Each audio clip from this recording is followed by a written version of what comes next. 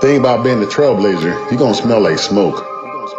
Going city to city, we turning corners. When you a trailblazer smelling like smoke, pay attention to the jokes. Success tried to warn us.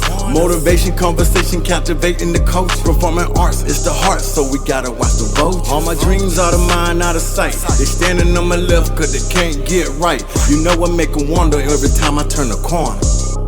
Pull up in a hop out, addressing the topic of discussion. Giving culture for the culture, enlightening you vote. So many origin stories before the glory, we just not shown. Keeping it balanced with independent talents, and they don't like that. Sparking conversation to impact the nation, but it start with us first. Trailblazers, trendsetters, dream chasers, motivators, inspirators to my fans, they be acting like stands.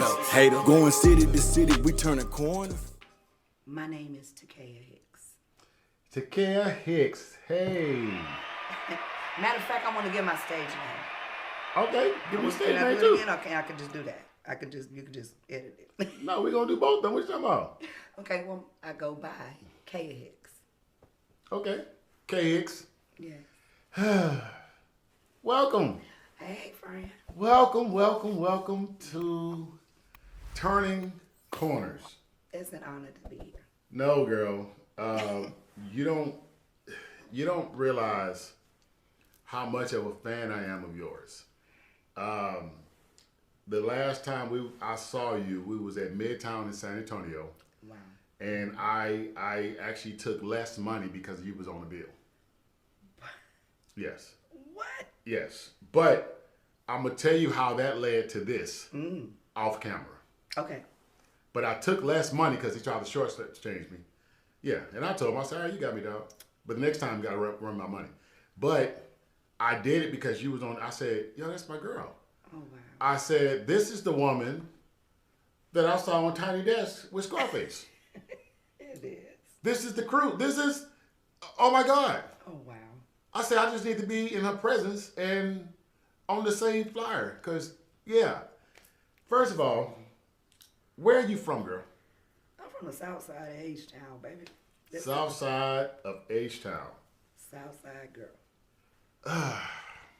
That's it. What school did you go to? I went.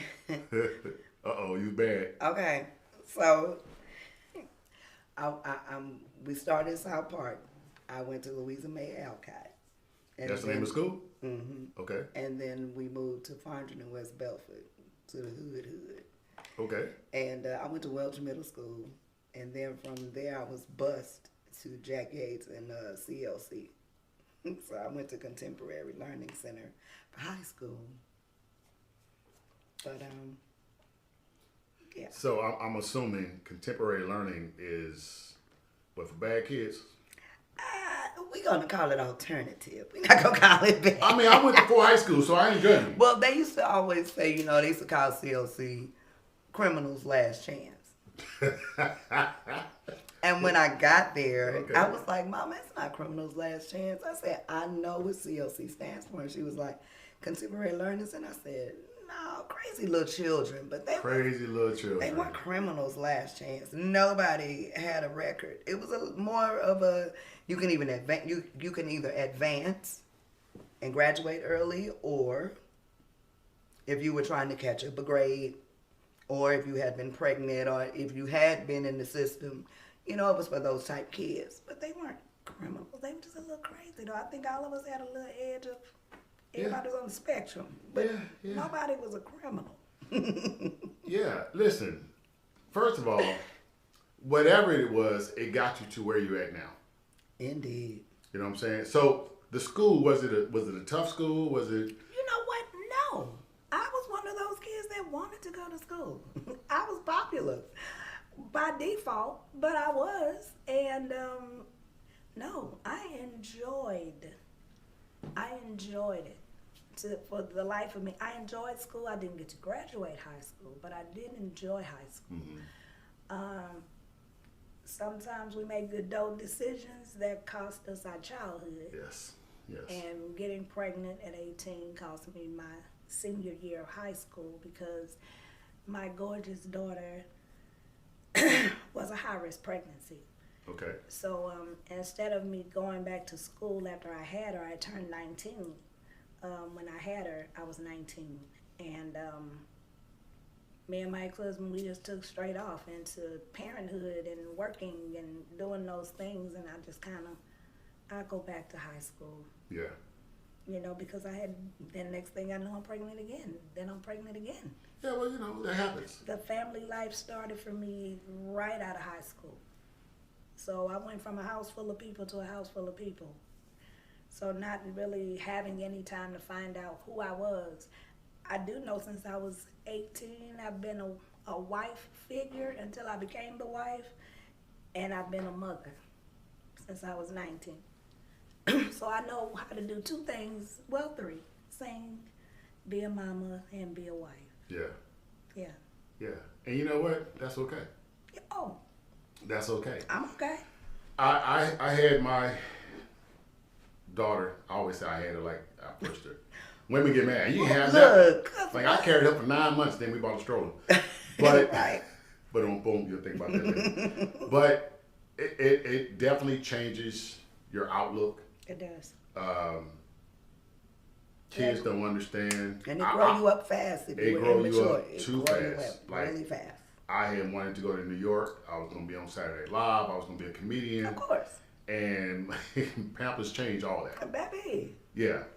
And then I had a woman that was on housing, and this heifer didn't want to get on WIC. Like, girl, all that milk, use your breast. Bricks, all that. You got titty meat. Use your titty meat to get that milk. She's like, I ain't doing all that. Nigga, I ain't supposed to say that. Anyway. Good thing you gotta edit. Nah, we don't edit here. We just go. We just going in. Go. That's what's up. Okay. So, when did you realize that you can sing? No, let me say it right. Because, you know, black folks, we talk like we talk. When did you realize you can sing? Well, honestly speaking, you know what? I've never been that sure of my voice, and I still am not. But wait. You come in here hoarse. So y'all, you come in here hoarse. I come in here hoarse. After I probably wasn't doing it right. After tearing up the room last night, and you telling me, I'm listening. I'm trying to understand it. You know what? Sometimes I guess because gifts come without repentance, you don't even realize it is one. Okay. Until someone tells you it is. Because it's something that you do on the norm. Like my dad and mom said I was singing before I could talk. I was singing commercials. And my daughter did the same thing. She used to sing the Mattress Giant commercial. My daughter used to like to sing that before she could even talk. So I do know. And she used to love Tyrese's Coke commercial. So yeah, I remember that. Singing before you could talk is a thing as far as me and my children, clearly. I honestly feel like my high school teacher and my church, a church musician, but my music teacher in high school, she opened the floodgates for teaching me opera and things of that nature. I learned how to sing in different languages. I went to competition I was one of the first students to go to competition for that high school because, again, they considered it a alternative bad school, so we weren't ever in anything. The only reason how I got to Jack Yates, if we wanted to do anything extracurricular, we had to do it with another high school. And they would let our PE period be the last period of the day so that we could catch the bus or do what we got to do to get to the other school. Because they graded us at Jack Yates. That was our grade. I was a flagette in the band. Funny story, never got to get on the field. Ended up being the speaker. That's just your gift. And then I ended up singing. I was a human jukebox on the bus. So, yeah, they kept me around. I don't know, yeah. But that's neither here nor there. The music came from my music teacher. She saw that Glendora Eaglin is her name. And I think that she's since passed after COVID, I believe. But I always said if I got famous, I would go back and give that woman whatever she wanted. Her and Anna Boney Brown was a gospel singer in Houston. And she heard my voice in the choir one day and was like, who is that? And everybody pointed. And I thought that I did something wrong. So the choir was singing. The choir was singing. But your voice stood out. My voice stood out. And she was like, who is that? And that's what she said, that is piercing through this alto section. And everybody went. So the whole room knew. I ran out of the church because I did not know why. I felt picked on, attacked immediately. I thought we was in choir. So she sent her daughter to come and get me. And she brought me back in, and she was just like, no, I didn't say that to insult you. Can you sing this? And now, how old were you at this time? I was 15, maybe, 14. 14. I think I was about 14. And I was just like, she was like, sing this. And she just started playing these runs, and I was just like, ma'am, I don't do that. So when I went back to school, when I went back and told my other teacher that I had joined a black church, she said, don't you join them damn choir. No. Are you serious? What? She said, you are not about to be doing all the howling and screaming at the end of your lungs. No, ma'am. And I was just like, She was like, no. But the thing that she liked that Anna did was that she did the scales and everything before we started. She actually did do the same things that I did with my teacher. So I was like, nah, teach. That's good. So it was a good black church. It was a black choir. Good black choir for sure. Yeah, because I understand her point. She was just like, they just finna be out there and have you doing that, and that ain't what you use that for, blah, blah, blah. So she taught me, she made sure I stayed technical. Okay. And Anna made sure I had soul with my tech. Ooh. Yeah. Ooh. So basically God blessed you with the best of both worlds to make you become her. Yeah. And at this time, you're young, you probably get a name for yourself. Yeah. Because if you can sing, no, I'll just be real. If people, first of all, I've always wanted to sing, but I can't. Like, all right, I can sing, but in the shower. You can hold a note. No, I really can't do that either, to be honest. Plus, I don't know the words to the song. I be making my own stuff. Oh, well, no, we don't want to do that. Yeah, I be swearing, they be messing up. All right, Luther messed that part up. They don't go like that. It don't go like that. Nah, it don't go like that. But you know what? Music saved my life. Let's talk about it. Okay. Let's talk. Okay. We'll talk about it. Okay. And it's great. You're on that camera, so it's so dope how you knew that. When I was 12, turning 13, my virginity was taken.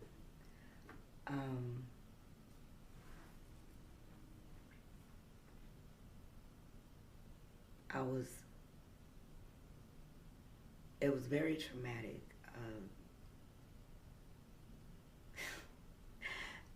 Okay, safe space. Nothing but a bunch of people that might watch this. But I was in a situation where I was raped several times in a 90-day span. I'll just say that. And I never forgot. I actually counted. And y'all would be amazed, so I won't tell you. But it filmed such an anger. But music was the only thing that made me smile. So imagine somebody seeing you always fighting, always angry, and then when that piano started playing, you know, my absolute attention was gone from whatever I was angry from, and my music teacher picked that up.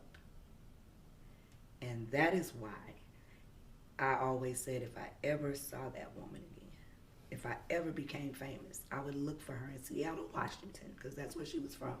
And I believe she moved back. And I said, I'm going to get her whatever she wants. Because she saw a pain that I didn't even know was a pain at the time. I just thought I was being a teenager you know, one of these rough girls that like to fight and that like to, you know. But no, it was just, I needed an outlet. And instead of me fighting, she curbed my enthusiasm elsewhere. Because these hands, they lethal. I can still throw down, though. But, but she just made sure they held on to a microphone. And that is how it started.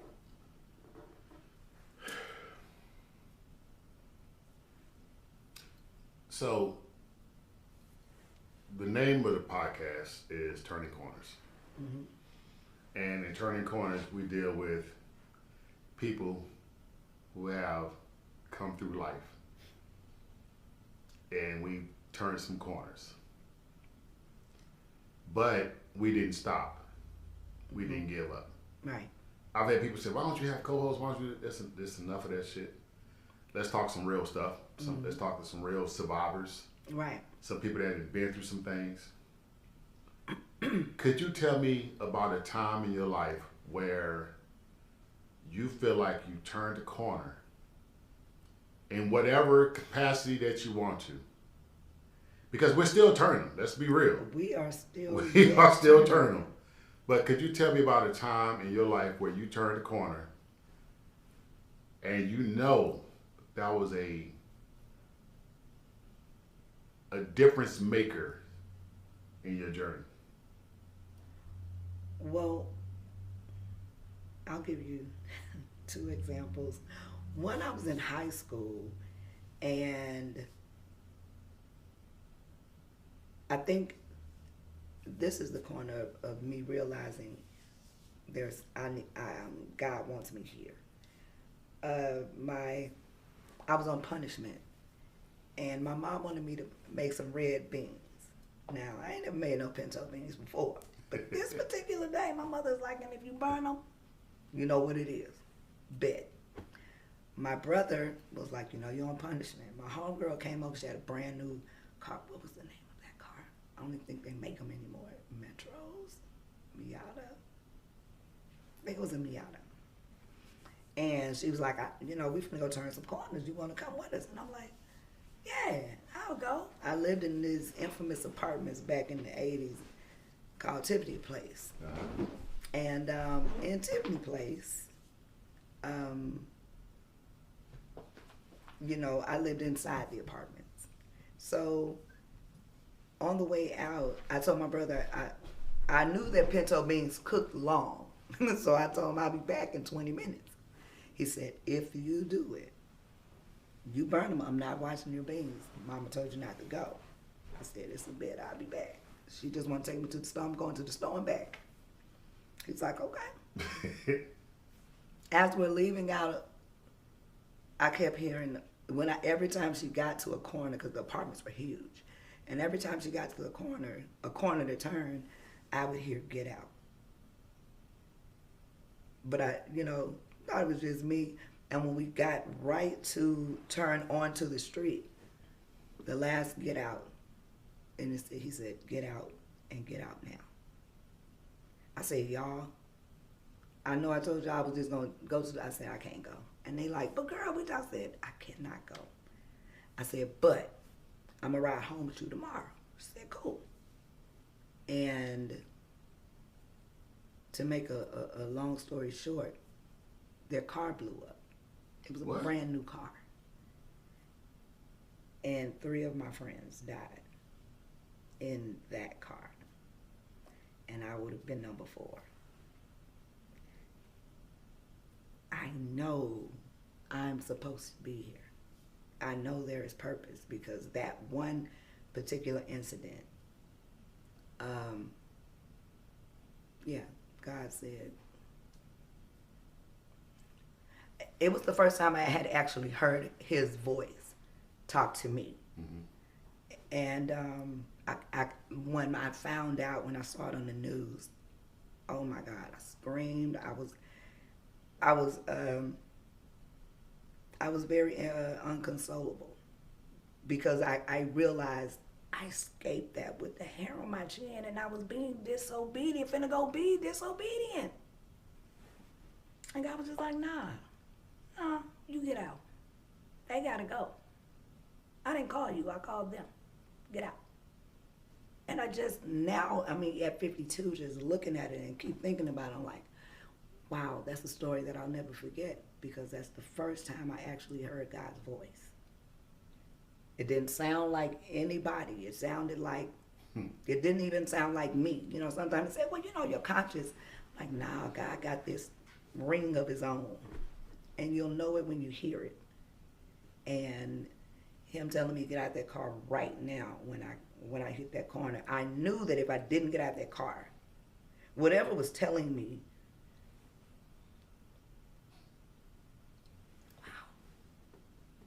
I haven't told this story in a long time, and it means so much more. The older you get, those type of stories mean so much more. The picture for me is even brighter and even wider now.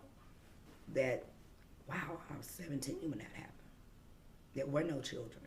There was no marriage. There was no divorce. There was no, all it was the pain from the rape. And I knew that I could sing, but I didn't know what I was supposed to do with that. It didn't dawn on me, even though in high school I was voted maybe to be a star by the time I was 21. It was never anything that I thought for myself at the time. It just never was. So for me to be doing what I'm doing now, no high school diploma, raised 3 children, by myself. It's wild, because at 32, I moved my children from the south side to the north side. And my daughter, she's 33. She said, Mama, you took 3 kids from a side and moved to a side of town you had no idea about. When I say the north side was like, I might as well have been moving to Africa, because I didn't know anybody on this side of town. I didn't know anything. I just knew south side to Katy. That's about it. And then Channelview, because I had an aunt stayed out there. That's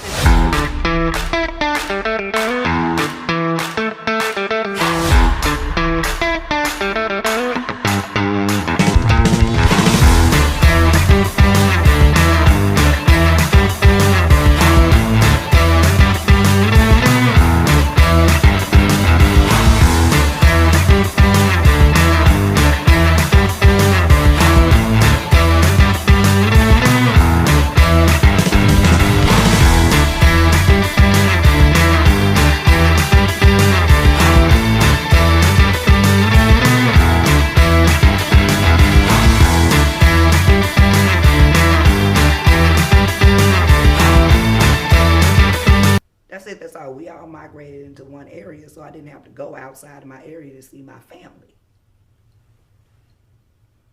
So that, the second corner turn in my latter years. The second corner turn in my latter years, I'm actually happily single.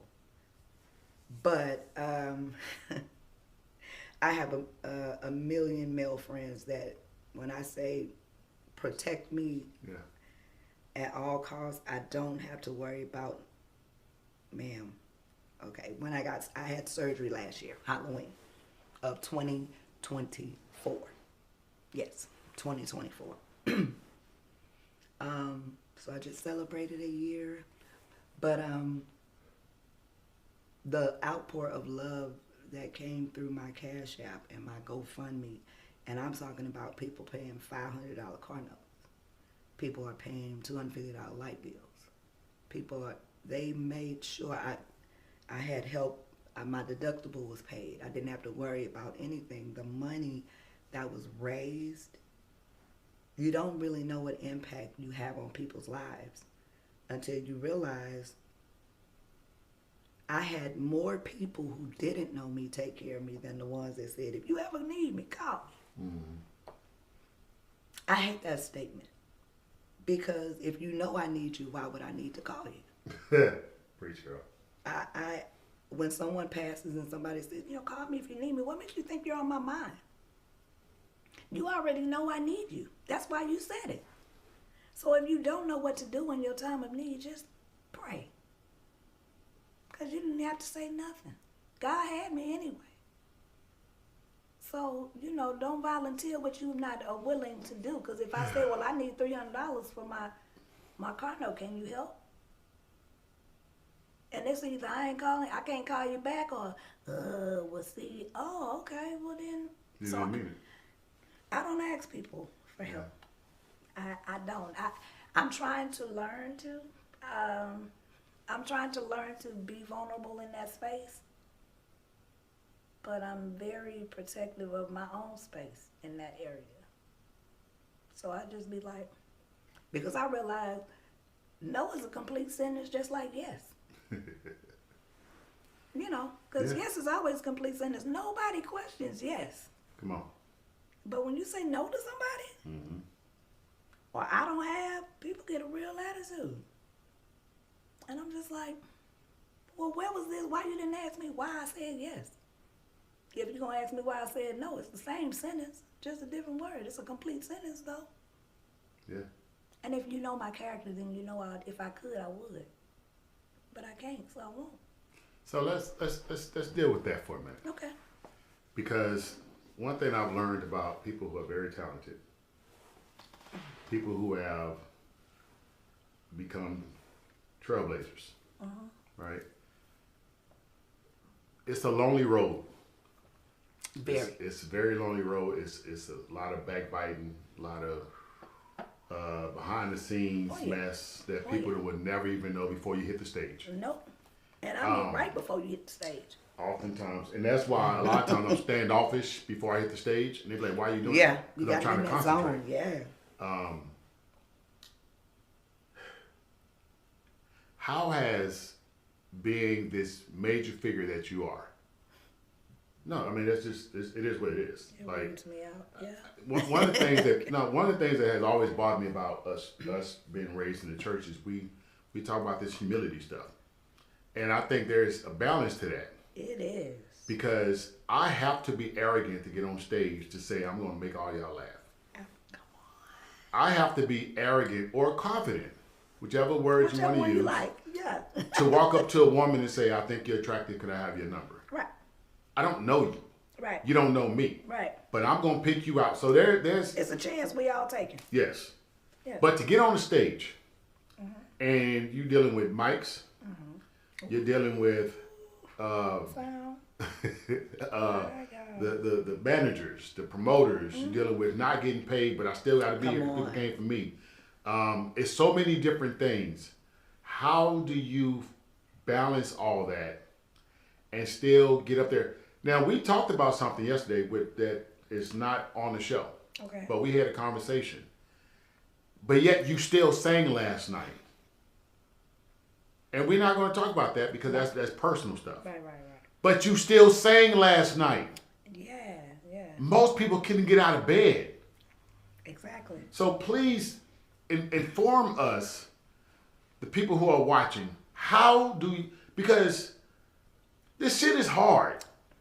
I'm trying not to cuss. I'm sorry. I'm a cusser. Oh, no, I'm a cusser, too. I'm a cusser. I appreciate it. Okay, I'm trying to be respectful. I be trying to be respectful. Because you got, you're a woman. I can cuss a little bit. Yeah, because I'm a cussing girl. I want my mama to watch. I'm sorry. My mama, too. My mama knows I cuss. I be telling her at my shows, Mama, I'm sorry. But you know who I am and you know where you came. She just started laughing because what else she gonna do? I got it from her. I got it from her. Like I did cuss words growing up, mama. Yeah, preacher lady. Yeah. But how do you fight through all that? And how has that affected you? Because one of the things, and I know I'm throwing a lot, but just deal with whatever you want to. Because people walking up to you, "Hey girl, hey." Yeah. I ain't on stage right now. I'm trying to get some pork chops. I'm looking at this chicken too hot. Okay, I'm gonna shut up. Yeah, well, like you said, there's a lot that we deal with before we get to be human. It's hard. It gets really hard trying to balance it because I literally sang the day before my dad died and the day after my dad passed. And the day after my dad passed and I did the show, I get my gift of my voice from my dad. My mom can sing. Okay. My mom can sing. My mom's whole side. I used to direct I think it might have been 25 of us. A whole a cappella choir. A cappella, no music. Oh, wow. So my family can sing. Mm-hmm. But they're not, whoa. They're a great choir. Gotcha. Our voices blend so well that a cappella is nothing for my family. But the showboat, that's my dad. Okay. He's the one that he was a studio singer for Earth, Wind and Fire and Al Green back in the day. Wow. Yeah, I mean, he had been called to do he had gotten called for an audition to be a Temptation, when they started passing, and I get my gift. Big. Yeah, I get my gift from my dad, but my mom always saying, "So you saying we can't?" No, I'm not saying you can't sing, but the showboat came from this guy. California kid from South Central. My mama, country girl from Texas. An Army base brought them together. And when he passed, I just told everybody, y'all pray for me. My dad passed yesterday. And everybody's like, what are you doing here? And I was like, well, what am I supposed to be doing at home? The only reason I brought that up was to say, because I got that gift from my dad and before he passed, me and him were really close, I felt like if I didn't sing, I probably would never sing again. Wow. Yeah. So that's why I sang. It built up another kind of strength. I knew he was watching. I didn't want to disappoint him. And I didn't want to necessarily give up singing, but sometimes when I get up, even now, sometimes I ball my fist up when I'm singing because I'm fighting. I'm fighting through whatever emotional thing. If I'm missing him, if I just hear, We Are One used to be our song, and when he would sing in karaoke, he would take me to sing karaoke when I would come to LA to do shows. Mm-hmm. Like when I did the Grammys with Beyonce, he invited. Wait. Go ahead. He invited all his friends to the karaoke. You ain't gonna just run past that, but go ahead. I'm sure we're gonna get to it. We haven't got to nothing musical yet. Okay. But he invited everybody, and Jeffrey Osborne is one of my favorites. But I like to hear him sing Brown Eyed Girl. And he sung Brown Eyed Girl to me in front of everybody. So there are moments when I think of my dad, when I hear certain songs. And we played We Are One, and it used to make me cry when he first passed. I couldn't sing it. And now... That sounded good, didn't it? Yeah, you did. I did. I sounded all right? Okay, yeah, thank you for lying. I appreciate it. Yeah, it wasn't that key, but... She said it wasn't that key. But you know what? You could pick that key out. I appreciate that. That's a real key. That was just... It just wasn't a record key. That's all I meant. But it was a good key. It was a key that you could easily sing. You know what? That's so damn rude. Hurt my damn feelings. I thought I saw. No, that was good. I really meant it. I meant it. So, I mean, I guess now, when I hear that music, it makes me smile. It makes me, I light up, I dance, where I used to just be like, oh my God, in the club, trying to get myself together, drink. Now I'm just like, I'm dancing and I'm having a good time. I had to really do that a lot. I've lost a lot of people that mean a lot to me. But I like to celebrate through the memories now than cry when I hear certain stuff. I see a picture, I smile more than I cry. So when you're on stage, as you dealing with all the stuff, I know comedians, including myself, who have said they use the stage as a form of therapy at times. Not saying that we don't need therapy. Because I get tired of black folks saying, well, just pray about it. No. Oh, no. Go talk to somebody. Yeah, go talk to somebody. Go talk to a person and don't have a dog in your fight. I tell people that all the time. Yes. Go see a therapist. Somebody that don't know you and don't have a dog in your fight but willing to help. They're going to give you some options. But we still perform. Because I always say a professional is, no matter how I feel, I'm going to do my job. You have a job to do. Other people come in. Because that's what people don't understand. This is our job. This is not a game. This is not something that we just, out here doing and hope somebody pay me. No. I get paid to do this. This is my job. I can't walk off my job. So let's talk about two people. Okay. And how did that come about? One, you just on the cool. You said, like when I did the Grammys with Beyonce, wait a minute. Because people forget Beyonce from Houston. She is. People forget she's from the South. She's ours. She's ours. And make no mistake. Say what you want. That's ours right there. Is. So how did that come about? When I tell you, God takes care of babies and fools, and I ain't nobody's baby. I promise you. She did a big audition for the girls and everything. One of my best friends. She did audition here. Yeah, she did it here. If you don't mind me asking, what year was that? Was it Beyonce? 2010. Was it Destiny's Child, or it was just? This was Beyonce. The Okay. I Am Sasha Fierce, like with Diva and all of that. Okay. She, one of the girls that sing background happens to be a very good friend of mine. Shout out to Montina Cooper. She was one of the mamas. She was the lead musician for the mamas. And she called me one day. I was at home watching TV. And, is that my phone? I'm sorry. I'm sorry. Get your phone. Okay. So you mean to tell me all this, Beyonce, like, you actually made it? That's crazy. Go ahead. Go ahead with your story. I mean to cut you off. What is even crazier is it was a phone call. Montina called me. I was sitting down I was watching TV, and she said, I thought she was calling me to ask me to do things with her because she's an artist, and I used to help her write songs, and we would do arrangements. And she was like, yeah, so you want to sing with me? And I was like, yeah, I'll sing with you. I'm just looking at TV, and she's like, okay, well, we're going to start rehearsal soon. And I'm like, yeah, all right.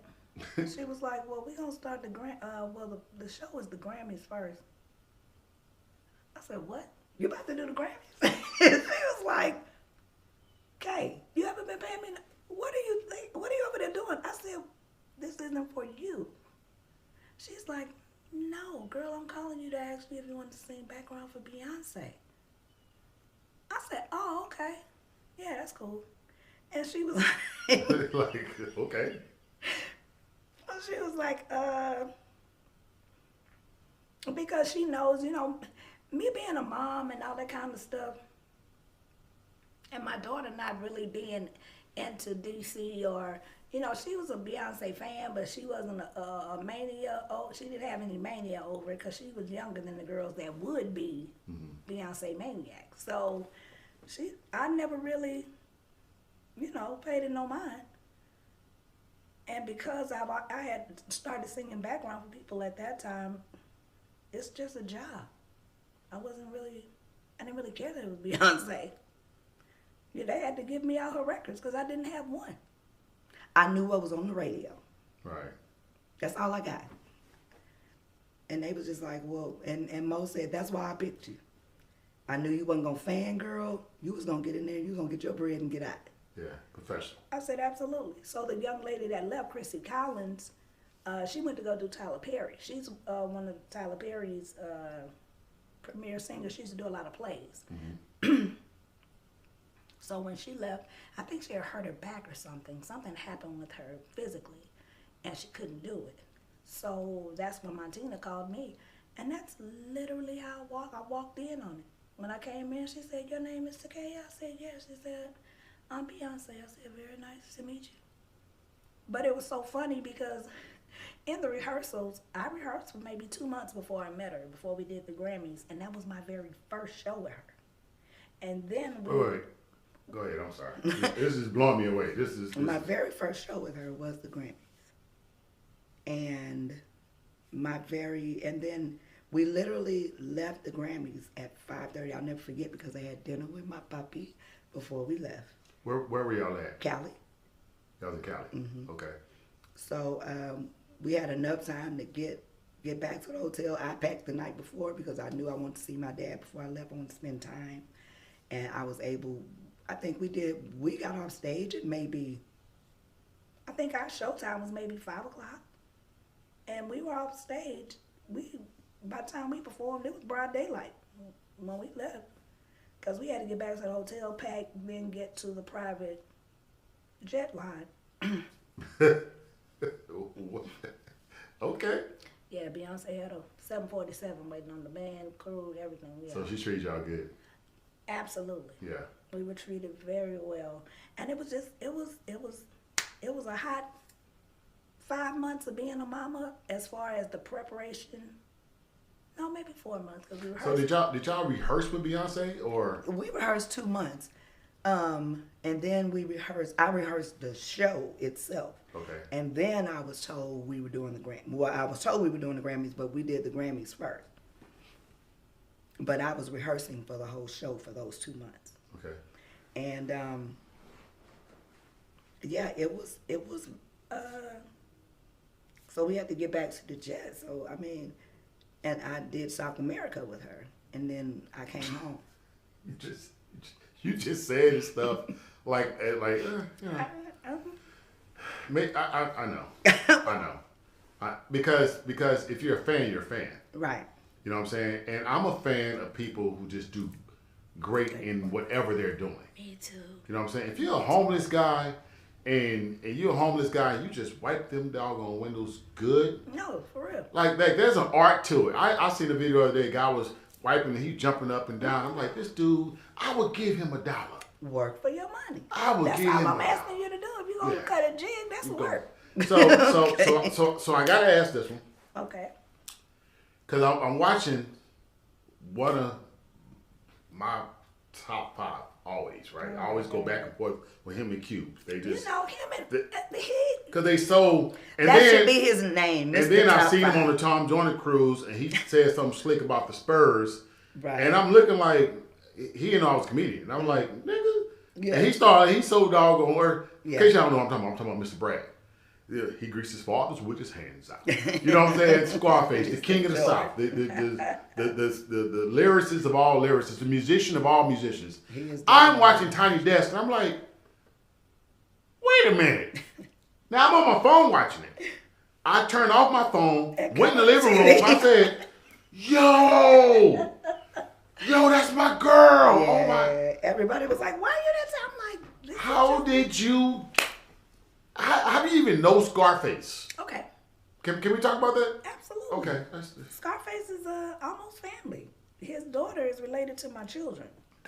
I met him back when we were mid-20s maybe, but I didn't really know him. Like I said, he's my cousin is his child's mom, and she's first cousins with my ex-husband. Wow. So I'm not related to her, but me and her are like cousins. Right. I'm still very close to her to this day. But that's how I met Brad, and then I was in a band. She's like, I met Brad. Miss Jordan. Because I never called him face. I still have never called him face. Scarface, none of that. I'm a fan. I'm sorry. Absolutely, I get it. I mean, he family now. I mean, I used to be. But he definitely. One day, I got a call from one of my band guys, Corey Stute and Anthony Nicholson. Shout out to the Vibe Orchestra, and they called me and was like, yo, we finna go and see if we can audition to be Face band. So he didn't pick any of us out. We kind of came as a unit already. We had a sound. And he loved it. And one day he was like, man, I need you to give me some, Cook, because he called me Cook. Cook, I need you to cook me up something. I need you to give me something. I'm like, give you something to what? And he was like, these songs, I need some singers. I need y'all to sing this stuff. I'm like, sing this shit? You ain't even singing this shit. How I'm going to sing it? Smile for me. No, I'm not talking about the smile, because that is singing. That is singing. I'm talking about the stuff. Never seen a man cry till I seen a man die. I made that up. He did the lyrics, but he was just saying, never seen a man cry till I seen a man die. And I started singing it. And he was like, yeah, do that. And I was like, what? Okay. But for a long time, I've been in Brad. We've been together like 20-something years. Really? But a lot of people don't know that. They think we just got together. They were not accepting of a rapper being a musician that didn't want to be a rapper. He didn't want a million niggas on stage with him. He wanted a band. He wanted it to look like something. He, excuse me, he is definitely one of the most creative souls I have ever met. And when I say can damn near play anything, and plays guitar left-handed. Nobody understands how him and DJ Quick can do that, but I just did a tour with him and DJ Quick, and they did that. And it amazes people to see him play the guitar turned the other way. It looks strange because the majority of people are right-handed.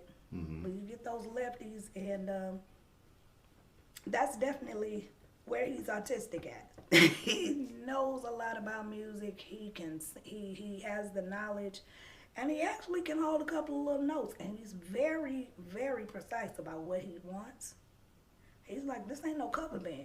You don't play my shit, you gonna play what you heard on the record, because I played it. Mm.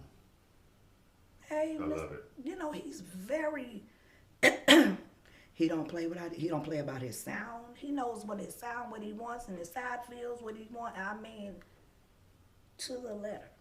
Brad Jordan. So last year, I was on the Tom Joyner cruise, and I said, oh, snap. And every night, I don't know if y'all supposed to be doing that many nights, but it got bigger and bigger and bigger, and it kept going. Oh, yeah. And shout out to my boy, Derek Pugh. He was like, bruh, he knew, I'm a fan. No. He knew more words. I said, how you know? You from Baltimore. He said, bruh. What? Do you not understand? Baltimore and D.C., Brad's people are from Washington. Brad's people are from D.C. Oh, my God. Yeah. Yeah. And, the East Coast. Not even the East Coast. Baltimore and Washington, D.C. And I found it interesting that we didn't go to New York. And he used to be the president of Def Jam, but we never went to New York for the tours. Yeah. But the tour that we did, I thought that we would have did the Tiny Desk tour in New York, but we didn't do it. So the Tiny Desk is not just in one spot? No, the Tiny Desk was in one spot, but we also did a Tiny Desk tour. Oh, okay. We did a whole entire tour. Okay, so the Tiny Desk dropped at 5:30 in the morning, and by 10 o'clock we had a 30-city tour. By 10 o'clock, it was over 2 million views. Yeah. By 10 o'clock,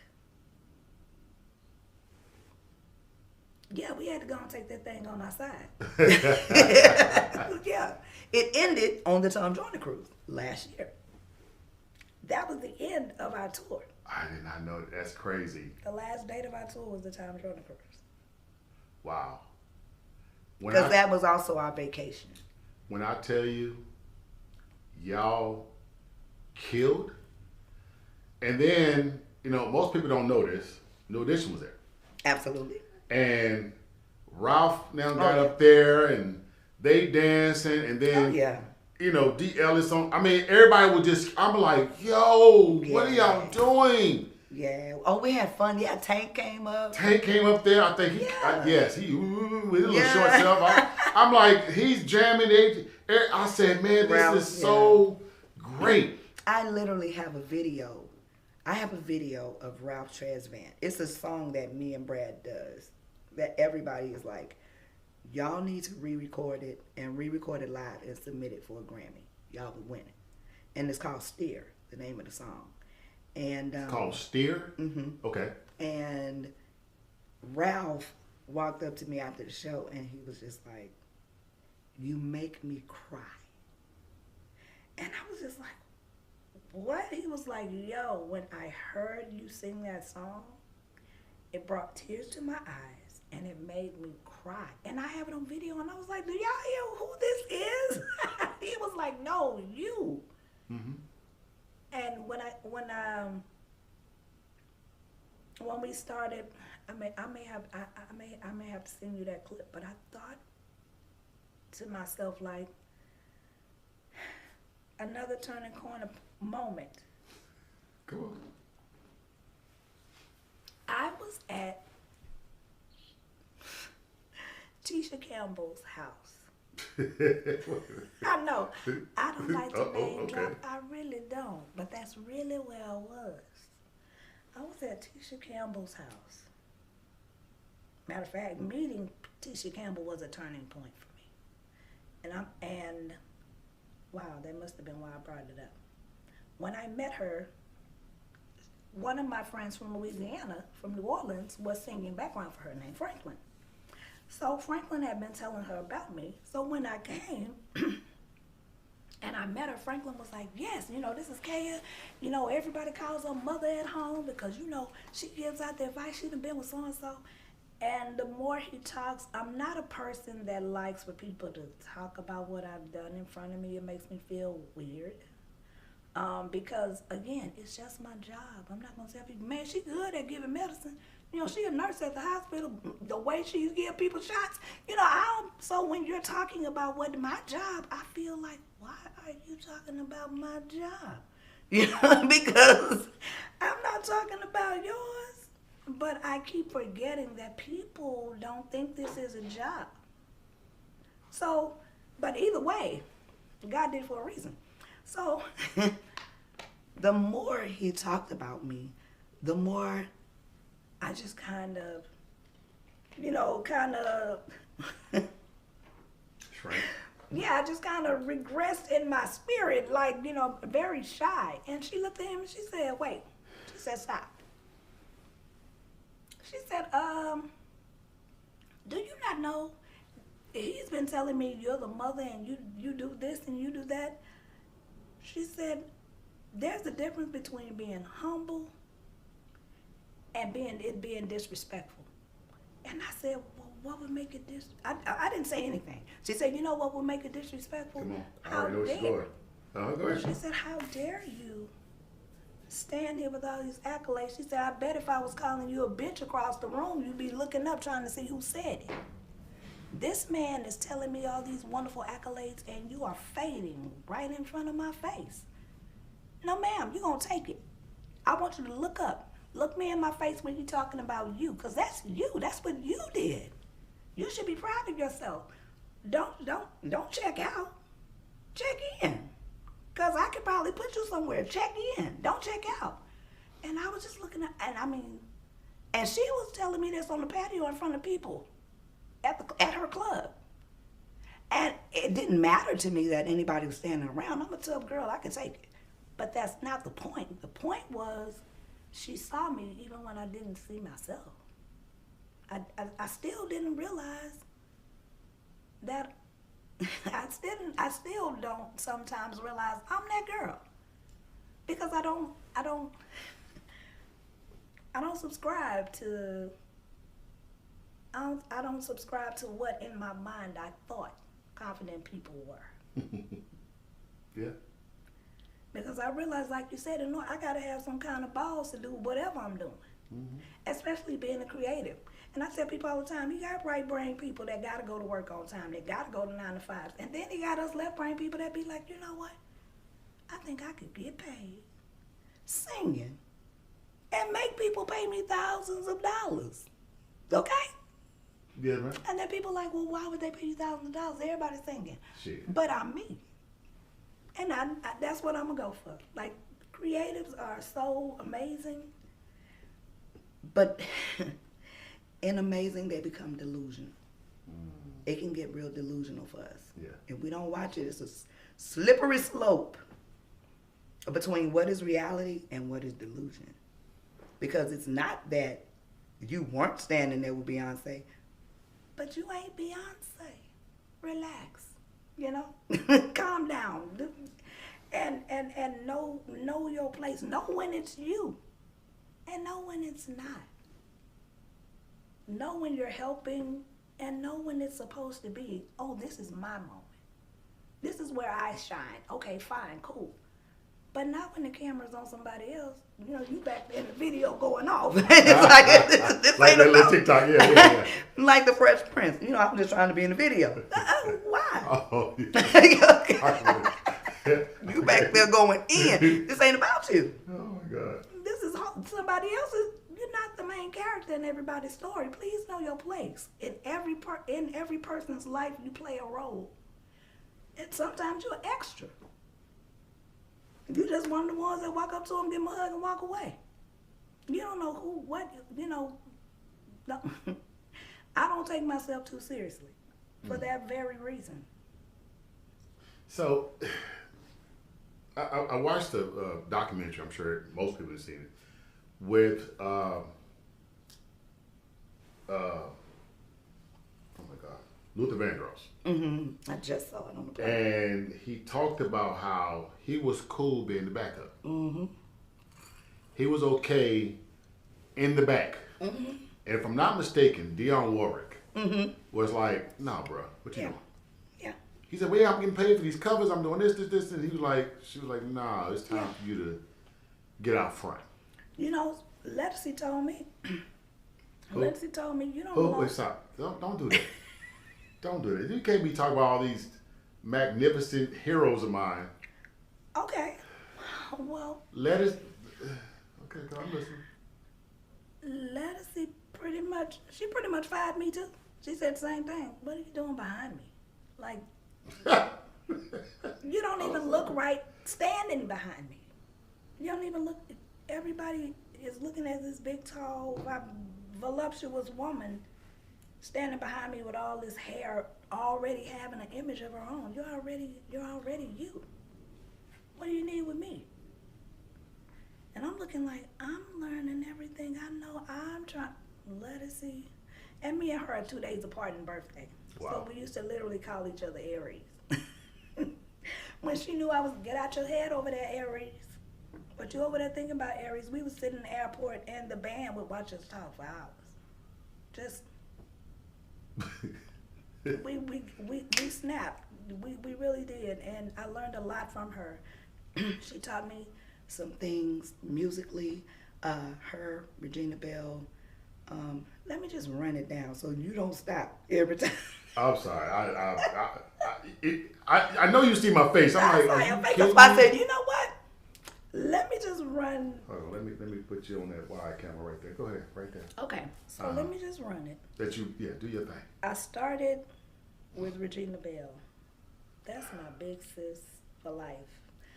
I grew up, of course, making it like it was, and Baby Come to Me, and those are still some of my favorite songs. I love to hear Regina sing to this day.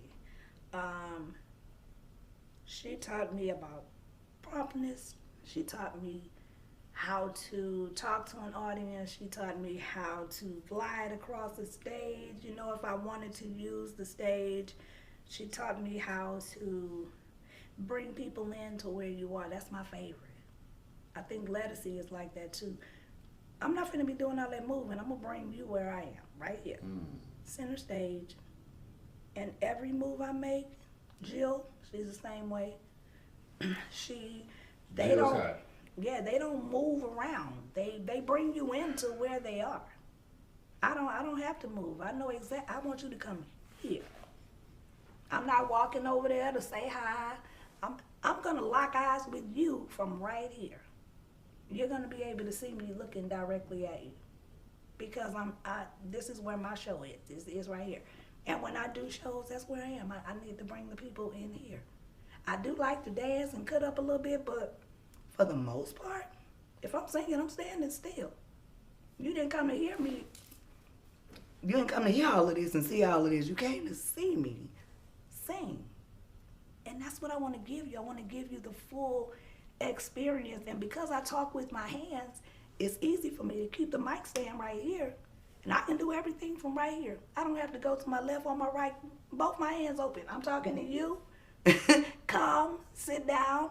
Everything that I'm doing, I'm just not walking.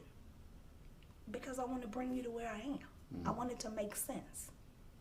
And that makes sense to me. I was raised in the 80s. So being raised in the 80s, them little women wasn't dancing. Anita Baker, you know, she do a little dress. Yeah, she did. But that's it, that's all. Shaka Khan, she gonna stand still and give you a little shoulder work. You know, we didn't start getting girls that was doing all out dancing until Janet. That's true, yeah. You know, Madonna, you know, them different types of divas. I fool with them too. But the girl, Whitney Houston, baby, I'm finna get y'all this gown. Yeah. I'm finna look stunning. So you ain't gonna wanna look nowhere but right here. Diana Ross did not move. But all eyes was on her. I know how to bring you where I am. Another Aries, shout out Diana Ross. But anyway, I mean, so from Regina was LaToya Luckett. From LaToya Luckett was Jay Holiday. From Jay Holiday, I did a lot of club background singing for like John B., Sunshine Anderson. Girl. Then I went from, then I've done J-Lo, Ledisi, Beyonce, Shantae Moore. Shantae. Yeah, she could sing. Yo. Oh my God. When I tell you. Oh my God, she could sing. Her and Ledisi, I used to almost cry. I used to cry hearing them sing. And it's a jazz part that Ledisi would do, and the background singers would turn their chairs. So all you're seeing is our back is just full black, because we all, of course, were dressed in black. And it would be full black. And I didn't realize that's why we all had to turn.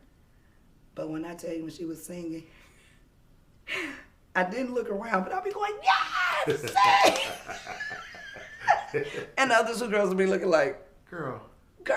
And I was like, y'all, I've seen this 150 times. This is my second show. Girl, you better sing. Ooh. I would be screaming at the curtain. And she would die laughing like, Aries, I hear you, baby. I was back there screaming for my friend because she was singing. Man, and she's amazing. J-Lo, I learned a lot from her too. She was really, really cool. Jay Holiday. And it's just like, I've never auditioned for anything. It's just people like me as a person. And personality is a gift too. It comes without repentance as well. Come on now. Because there's some people out here with some badass attitudes. Yes. A lot of talent, but can't go nowhere because your attitude stuck. Yeah. So I'm privileged to be, again, my daddy was a friendly guy. My mama, not so much. She not gonna be friendly. She's friendly, but not really. You understand what I'm saying? Yeah. Cordial. Yeah. That's what mom is. Yeah. And I get that. Mm-hmm. You know, sometimes you have to, even in this business. Well, yeah. You don't know what you're dealing with because, as you know, there are some people. Someone said the worst thing you could ever do is meet your hero. Yeah, the Lululand. You know, I've met one. No names. Oh no, this should be nameless. We love them. We love them. Hey, love them dearly. But yeah, met a hero and was like, girl, okay. They forget that they're regular sometimes. Sometimes they forget that we're all in the same building because we all do the same thing. Now, the people that don't do what we do, that's why they got to watch what we do. So I'm as special as you because I'm back here with you. So I'm not back here as an extra. I'm back here as a main character, too. So let me ask you this right here because I'm paying some bills. This right here segment called What's Your Secret Sauce? This is sponsored by Drop the Sauce Barbecue. Okay. and you know got bills. Yeah. Got bills, you know. My question to you is, what is your secret sauce? Because everybody don't have what you have. Everybody can't do what you do. Right. The humility is a gift. It is. It is a gift. Most people don't understand. There's a time where you are the teacher. There are times where you are the student. Mm-hmm. There are times where you are out front. There are times where you're in the back.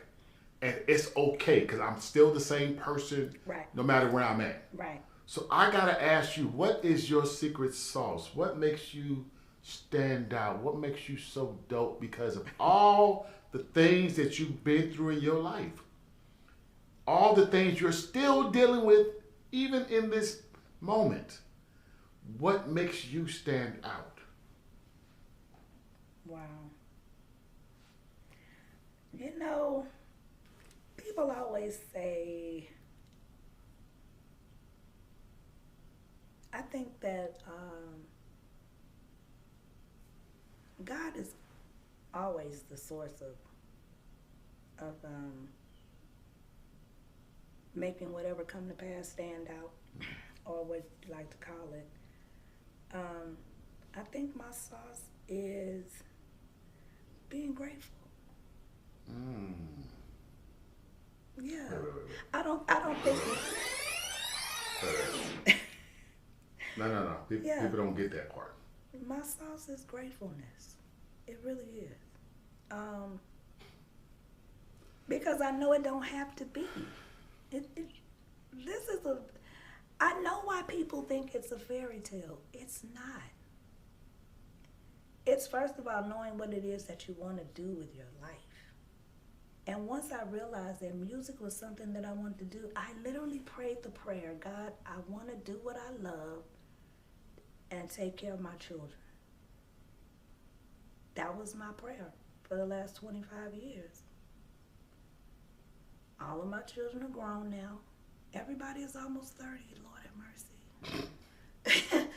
If not over 30, like y'all heard me say, my daughter 33. Yeah, I have a 33, 31, 29 biologically, and a 28-year-old goddaughter who mom passed when she was 9, so she's mine. So I have 4 kids. And I have 5 grandkids. And gratefulness. That's why I said I never really took this serious, took myself too serious in it, because I know that in this business, you're only as good as your last gig. So I'm always grateful for every last gig. If it make it. And I wasn't even trying to play on words, but I'm grateful for every last gig. I just told somebody the other day, man, the best thing to be in this business is unbothered. Wow. Say that. The best thing to be in any business, but definitely in show business, is to be unbothered.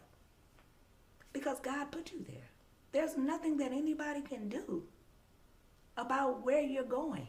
They play a part in your movie. They're not the main character. You don't have to follow them. You can actually follow your own trail because you belong there. He put you there. You didn't.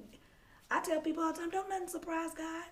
Suicides don't surprise God. He already knew. He had to get you out of there. Even if you got to take yourself, you got to go. If you're the only one at home that can do it, it's on you. You're going home now.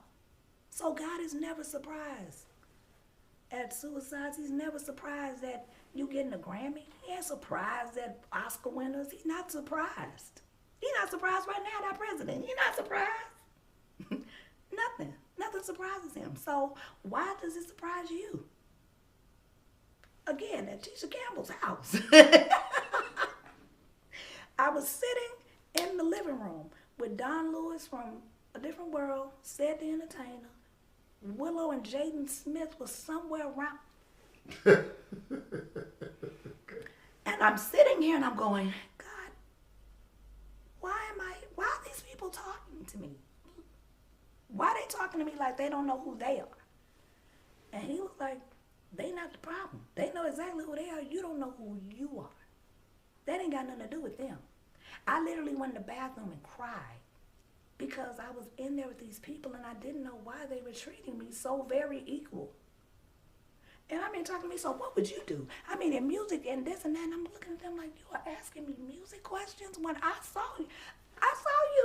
Don Lewis, you can sing. You actually sung A Different World first theme song. That's right. What the hell are we talking about? Are you? And at first I was like, are they trying to intimidate me? Because I feel attacked.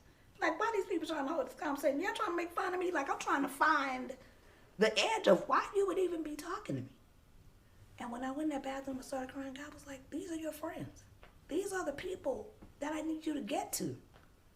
These are the people that need your counseling. These are the people that you have no idea of the advice you can have for these people. You are not here by accident, ma'am.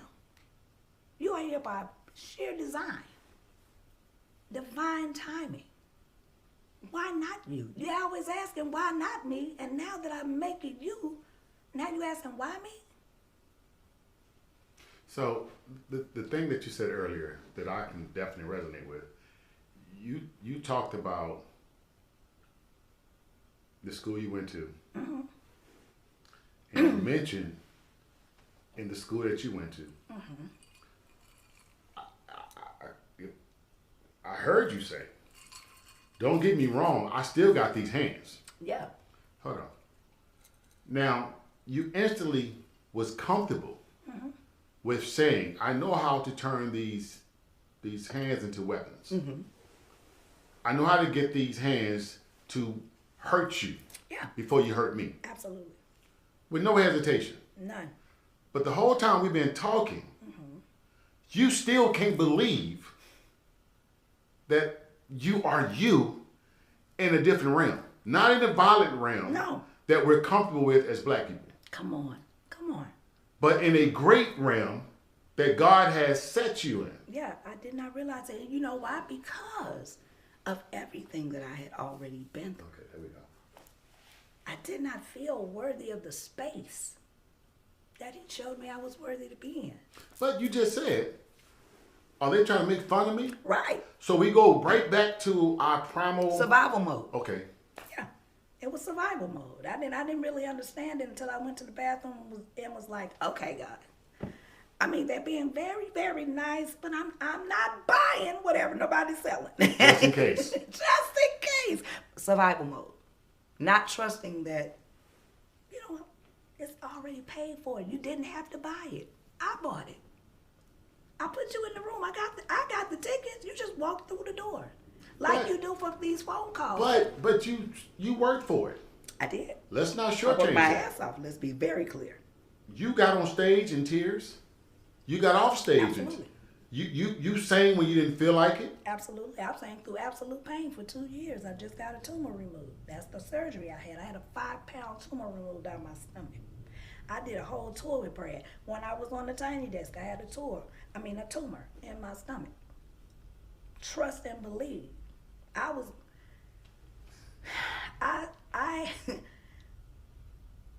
on so many meds till I had to smoke weed for the anxiety of being on the meds. Not knowing when this was gonna come out because my insurance was playing games. Like, God sends you through the best and the worst at the same time sometimes, so I'm still grateful. Yet, God, when you gonna get rid of this thorn? Why am I packing this? But yet, you're giving me the money to go on tour so that I can have some money to sit on because I'm about to go through a major surgery. God, I just need you to get me through this surgery. I need you to get me through this tour.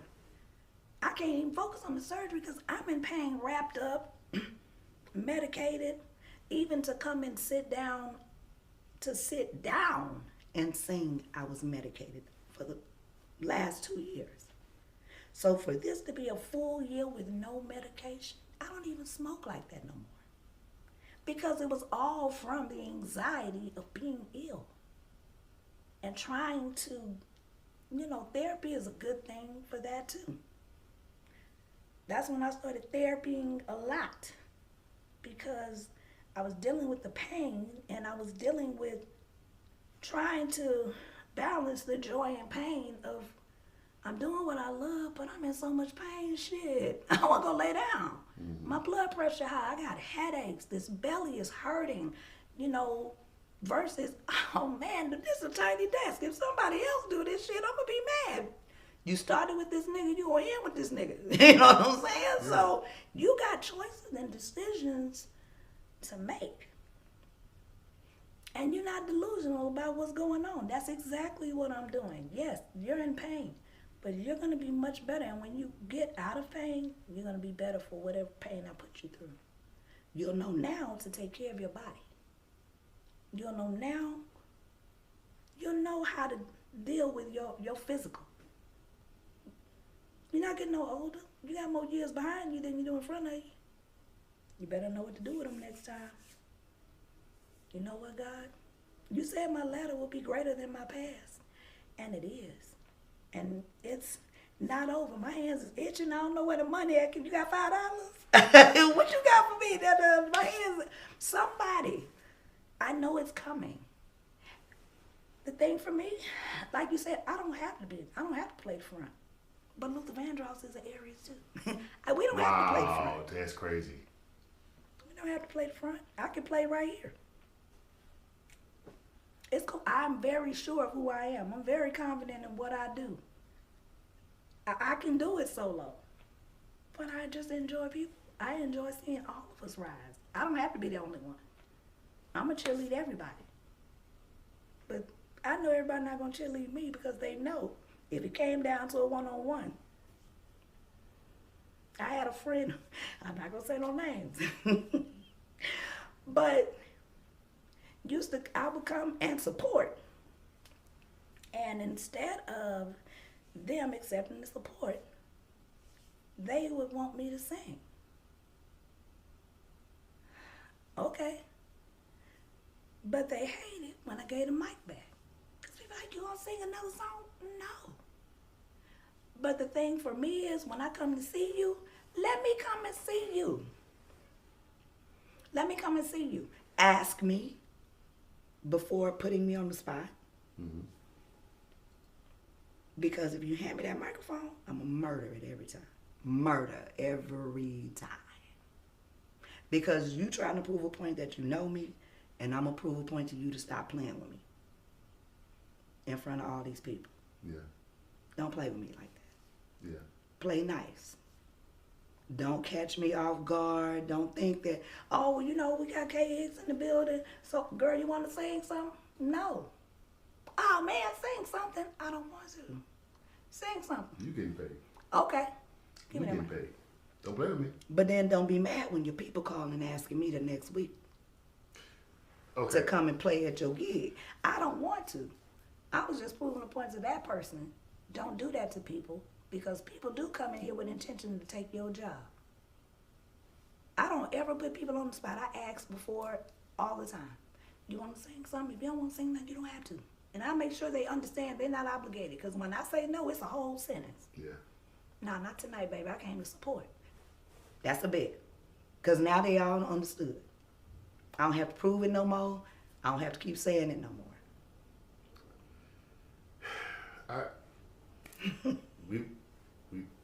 Yeah. I have to ask. Okay. Before we get you out of here.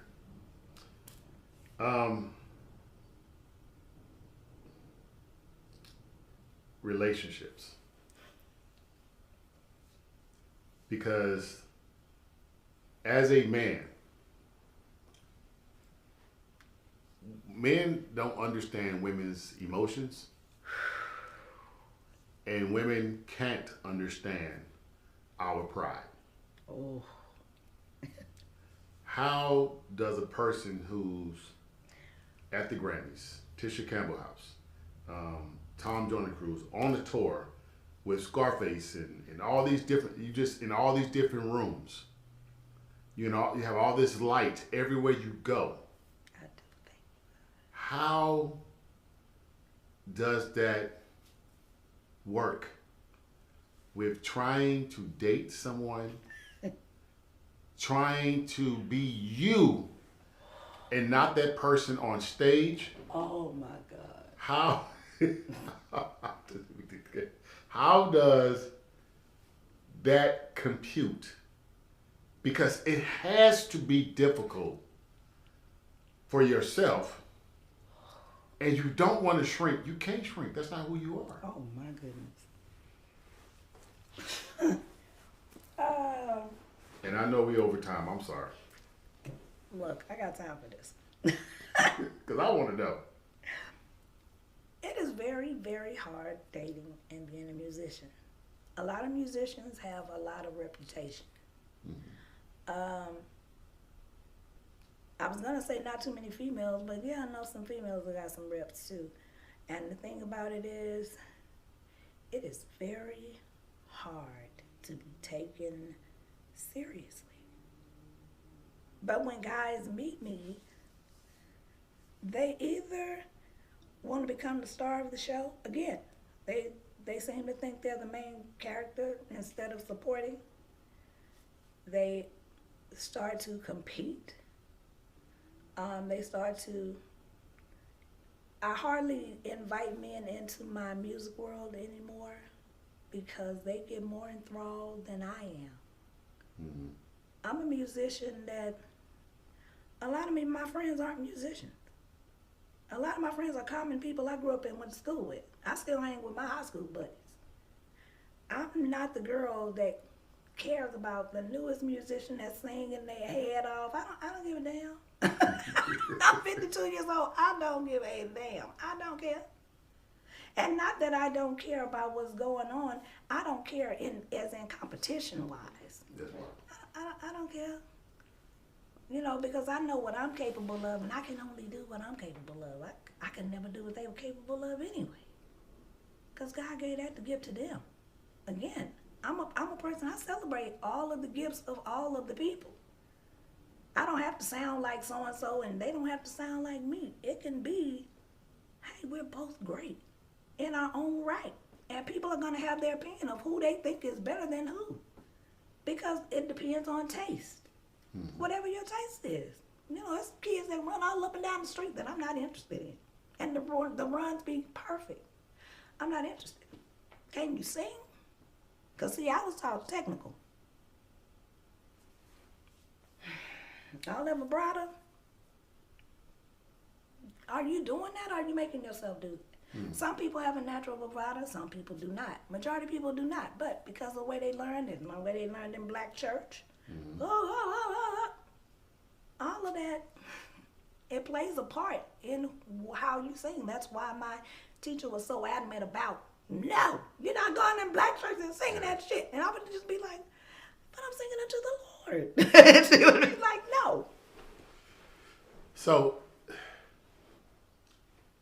But it's hard to be in a relationship with somebody. So how do you deal with the other side of it?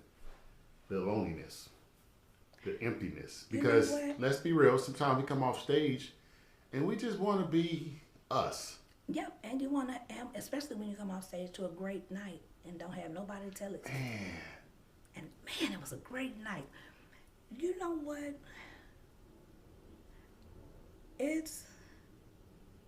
I've been single for quite some time now. And I'm not alone. I don't get lonely. I'm just alone. I'm not lonely though. I have people, like I said, I have great friends that love me, that'll listen all over the globe. I just call somebody that's up and tell them. You know, I don't spend it wishing on something that I don't have. Wishing I could tell it to somebody that I loved. I am telling it to somebody I love. I just don't sleep with them. Gotcha. So I'm going to share it regardless. And I'm going to be just as enthusiastic. I think that I'm at an age where, and I've been married before, so I'm not out here looking for no damn husband. That's probably why these men think I'm kind of mean now, because I be like, child, don't piss me off. I can pay my own bills. Don't piss me off. I can satisfy myself. Don't piss me off. We good. So I don't have, no. I don't have the wish and want to. I would love to be a wife, but I've already been a wife. If I'm never a wife again, That shit is hard. It's an institution that'll send you to one if you with the wrong person. Mm-hmm. So I don't, I definitely don't jump in and out of relationships. Like I said, I've been single years. Mm-hmm. Single and sometimes celibate. I don't have a problem with, I'm a girl that my steps are ordered. My mom was a preacher. My daddy was not. Was not. But I just have definitely come to a place in my life when you know who you are and in the fullness of who you are, that's when God will send who you need. Yeah. And I think that I know who I am. So right now I'm building the friends for this. These 50s don't look like my 40s. Mm. So there's a new group moving in, and I'm realizing that there's a group that God has eased out. Mm-hmm. There's no hatred, no anything. We're not friends anymore, but in that manner that we used to be. But I don't have any ill will toward you. You were there for the season you were supposed to be. Yeah. I'm in a new season of my life, and there's new people in those seasons. Some people get to come in and make guest appearances. Again, it's still my movie. Yeah. I can write you out. As sure as I invited you in, I can write you out. So I'm in a better understanding of that now. Not everybody is worthy of your time. Not everybody understands you the way you would even want them to. Mm. I am a spirit living in a vessel, having a human experience. Yes, ma'am. Whatever it is that you want me to experience of you, you'll show me. Yes, ma'am. Some people will show you an asshole. Some people will show you a sweetheart. Some people will show you a heartbreaker. Some people will show you how to go get it. Some people will show you a hustler. Some people will show you how to be empathetic. Some people will show you how to be a leech. Some people, everybody has their role. And everybody has whatever it is they want you to experience to them. And sometimes it's just not a good time for them, so that's why you got an asshole. Mm-hmm. They're not one to everybody, but you caught that because of whatever your energy was toward them, that's what they showed you. And sometimes it be good energy, but a lot of people don't know how to accept good energy either. It's true. Because of, again, we're always in survival mode. I'm in survival mode a lot. I don't feel safe with men. I don't. And for the reason of the trauma of me being a child, my innocence being taken before I even knew whether men was cute or not. You know, I was still towels on my head singing New Edition songs in the mirror. And you snatched my innocence right at the beginning of my femininity. So now, when I was in school, I was quicker to fight a man than I was a woman. Because I wanted to fight a man. That makes sense, yeah. Yeah, let me put my hands on you the way you put your hands on me. You know, and take something from you. And that's why music saved my life. That's why music saved my life. It really did. If I can be my life right now at 52 in this particular place, in this space right now, is gratefulness. It is. Thank you. Thank you. Thank you. Thank you. Do me a favor. Mm-hmm. Lay that camera right there. Let people know what you have going on. Let people know where they can find you, how they can find you. Okay. I am on Instagram. I do not have a Facebook, so if you see me on Facebook, it's a lie. TikTok is real. I think I have the same name on both. Kaya, K-A-I.